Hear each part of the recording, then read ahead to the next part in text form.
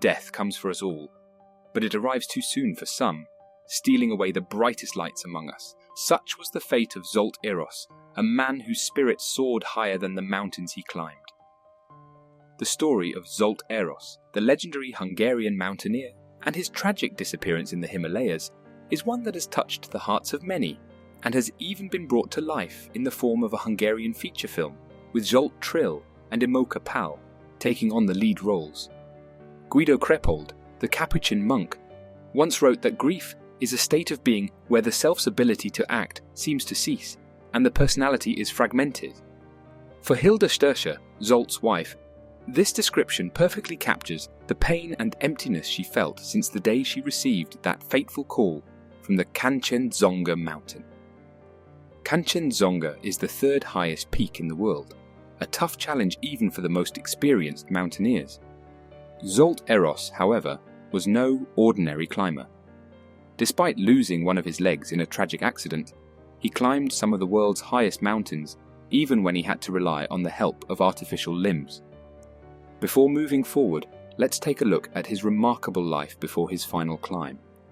This legendary mountaineer was born in Miercurea Ciuc, a town in Transylvania, on March 7, 1968.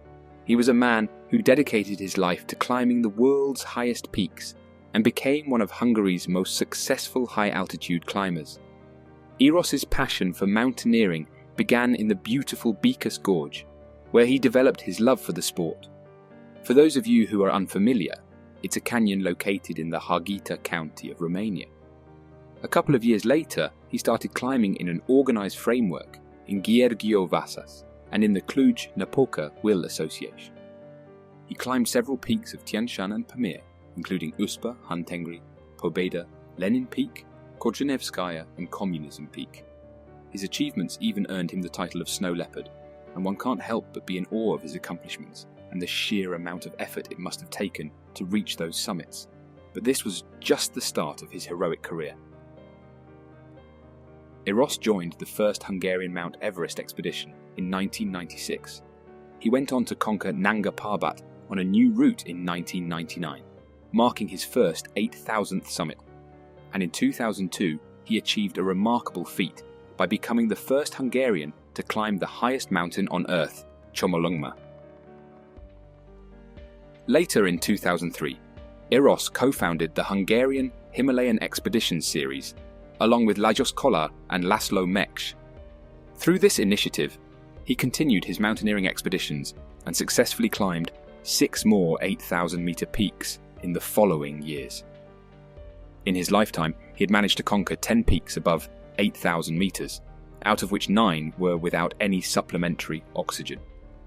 To top it all off, he achieved 2 of those summits with artificial legs, a remarkable feat that places him among the top-ranked climbers internationally. Rightfully so. However, Eross's life took a tragic turn when he had an accident in the High Tatras on January 2, 2010.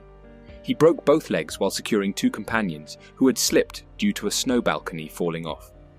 That's what led to his right leg being amputated below the knee on January 10th due to the expected complications of an open, lumpy fracture. But thankfully, his left ankle fracture healed without complications.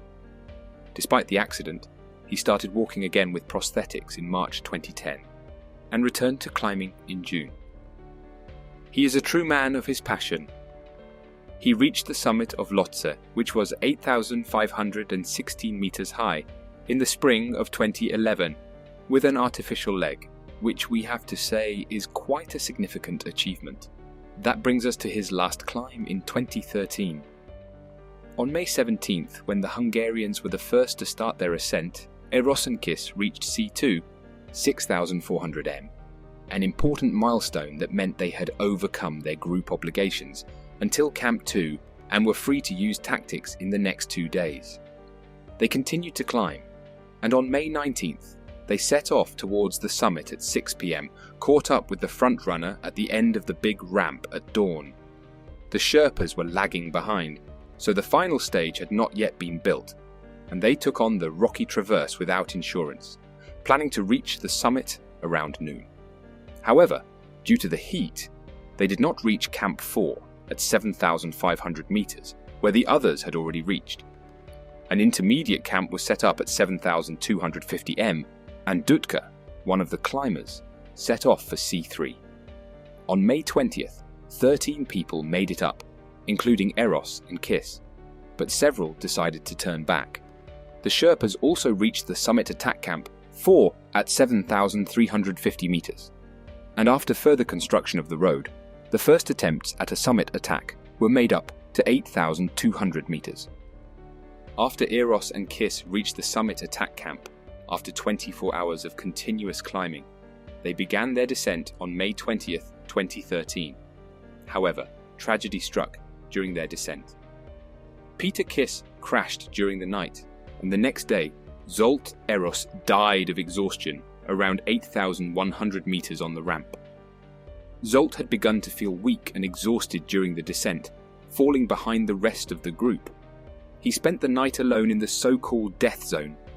This death zone on Kangchenjunga is at an altitude above 8,000 meters, where the oxygen level in the atmosphere is not even enough to sustain human life for an extended period, not to mention even the air pressure and temperature are extremely low.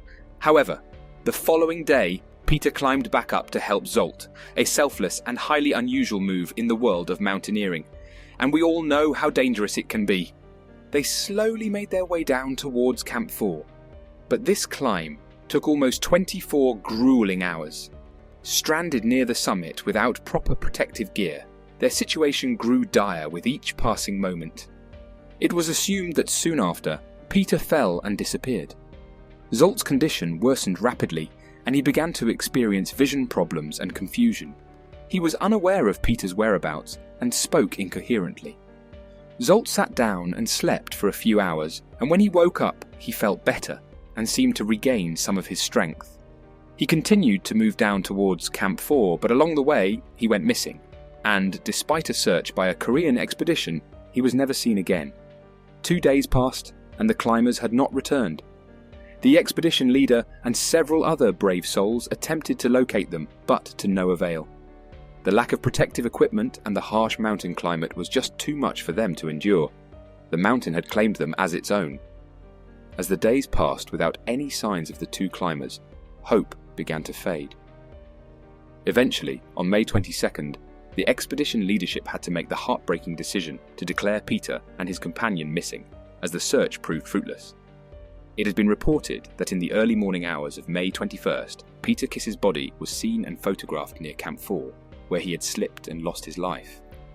In the spring of 2014, the body of Zsolt Eross was also spotted on the ramp, at a height of about 8,100 meters, confirming his identity.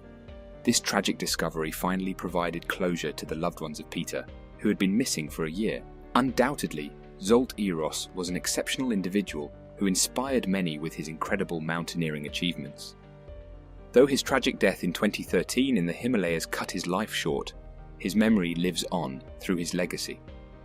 On September 15, 2013, a skull tree was erected in Zsolt's memory in the garden of the Reformed Church of Pilisvorosvar.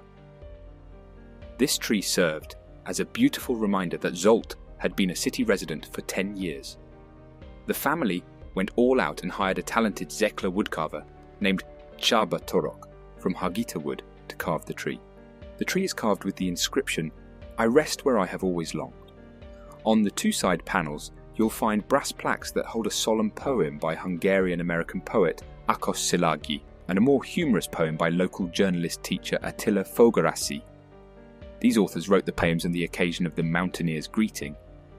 The skull tree was unveiled by Zsolt Eross's cousins at the inauguration ceremony organised by Gisela Ciglerdi. Laszlo Meksh said goodbye to Zsolt Eross on behalf of the climbers and Bela Tolksve on behalf of the admirers. In January 2014, Zsolt Eross received a posthumous Lifetime Achievement Award in the online voting of the Mountaineering Portal Voorbekanks Kamera. And last but not least, in June of 2015, a heartfelt and touching memorial plaque was inaugurated in honour of Zsolt Eross in Oratva, where he started his schooling. This plaque serves as a constant reminder of his impact on the community and his passion for mountaineering. As we come to the end of this tribute to the remarkable life and tragic death of Zsolt Eross, we can't help but feel a deep sense of loss for a man whose spirit was as indomitable as the mountains he conquered. Zsolt Eross was a true inspiration to the mountaineering community. His life and legacy will continue to inspire generations of climbers to come.